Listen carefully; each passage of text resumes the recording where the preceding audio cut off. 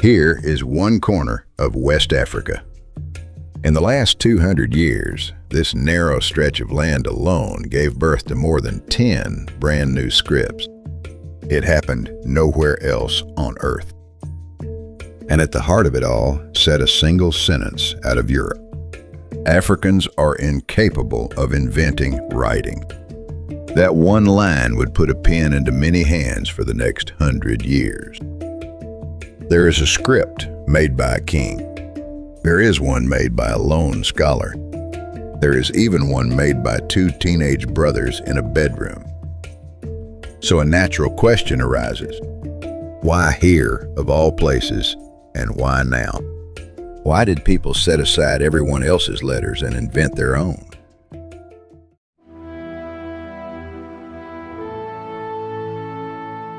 First, we must break a misconception. It was not that these people had no writing. West Africa had been tied to Islamic civilization for over 1,000 years and already borrowed the Arabic script to write its own tongues. This way of borrowing Arabic letters to write African languages is called Ajami. Scholars who read the Quran wrote down their own tribal tongues in the same script. The habit of writing was already in their hands. But the borrowed clothes did not fit. The Arabic script lacked slots for short vowels. And above all, it had no way to carry tone, the pitch that is the heart of West African speech. Even amid this mismatch, West Africa held on for centuries. Nigeria's Hausa had recorded vast poetry and history in Arabic letters since the 15th century. Yet the thirst for letters that fit their own sound never went away. Now it is time to see where that opening sentence came from. In the colonial era, Europe was steeped in the prejudice that African languages were too primitive to be written at all.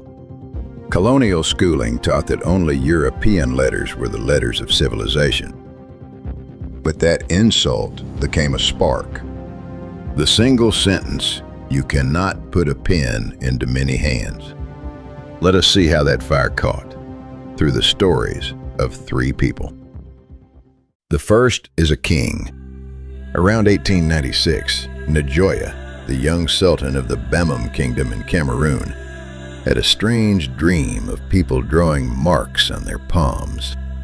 He woke, summoned his men, and ordered them to devise a way to capture sound as pictures.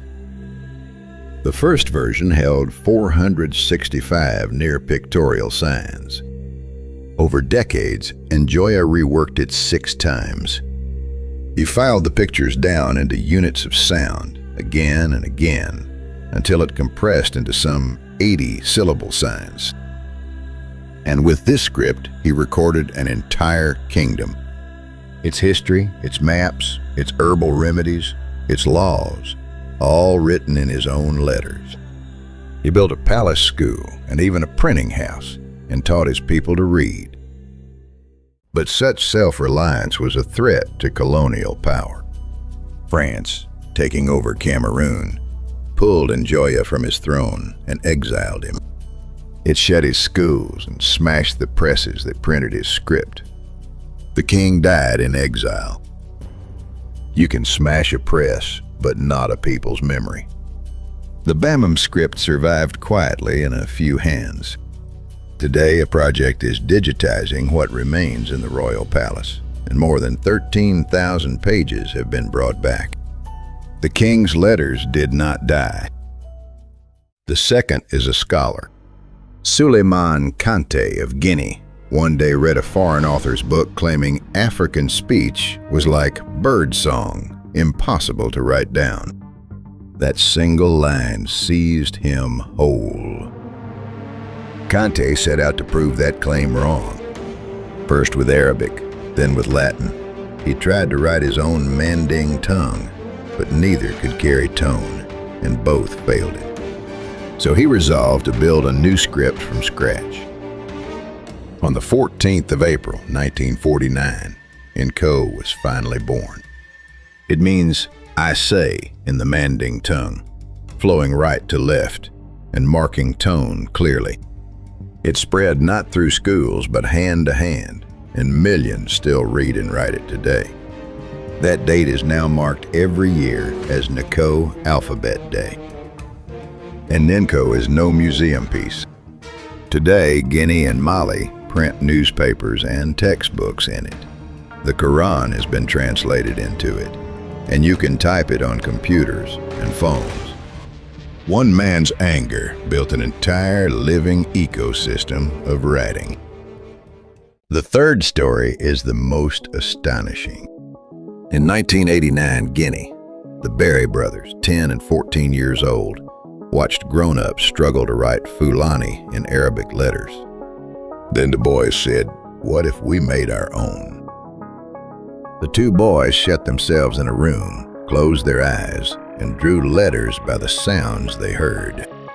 The script they finished is called ADLaM. With no school and no patron, the brothers copied textbooks by hand for their friends, and it spread from village to village. The brothers gave their script a long name: Alkile Dandede Leno Mulago, ADLaM for short. It means the alphabet that keeps a people from vanishing. And the name was taken straight from its own first 4 letters. And here comes the twist. This hand-copied script was formally added to Unicode, the global standard for writing, in 2016. Today it ships as a built-in font on Android phones and Windows. A script 2 boys made in a room went into smartphones worldwide. In truth, this current began far earlier. Back in the 1830s in Liberia, a syllable script called Vi was created. It too was born with a legend of a dream vision. This astonishing thing, one person inventing a whole script, kept repeating in this one region. But a curious shadow trails the Vi script. Researchers have found evidence that people who had met the Cherokee syllabary from across the Atlantic reached the Liberian coast at just that time. Sequoia, who could not read a word, may have cast a shadow over an invention in West Africa. What is certain comes next. When scholars surveyed Vi villages in the 1970s, 1 adult man in 5 could read and write the Vi script. With no schools, no government support, no textbook budget. Here, writing spread not through institutions, but hand to hand. And the Vi script did not stand alone. Neighboring Mende, Pele, and Loma people saw its syllabic design and built scripts of their own. One invention called forth the next, and after 1930 alone, more than 13 new scripts appeared. The king, the scholar, and the boy are only its 3 brightest pieces. So we can answer the opening question. 4 forces converged in this place. Borrowed scripts that could not hold tone a writing culture already in hand. A revolt against the prejudice that said you cannot, and a tradition of lone inventors. Where these front met was West Africa.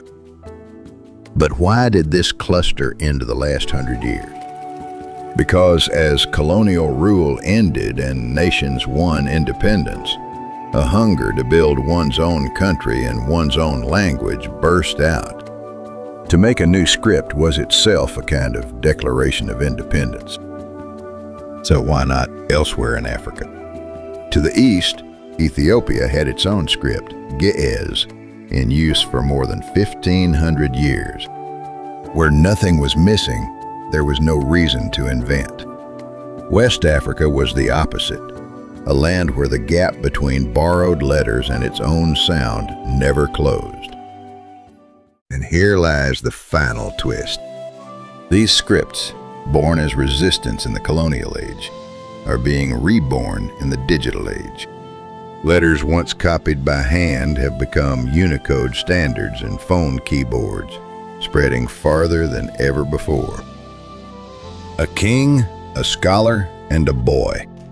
3 people a century apart did, in fact, the same one thing. They refused the letters others assigned them. and built letters that fit their own sound.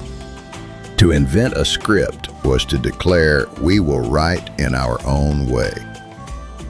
So this corner of West Africa is not merely a land of many scripts. For 200 years, it has proven in the flesh that a script is cultural sovereignty. And the fight to write your own voice in your own letters is not over yet. BAMM, INCO, ADLaM, VI. The shapes and histories of these hand-born scripts are yours to explore, one by one, in the SCRIPTA archive. Every script humanity has made is gathered there. This is SCRIPTA, digging one by one into the scripts humanity left behind. If you want the next story of writing, subscribe and like to join us.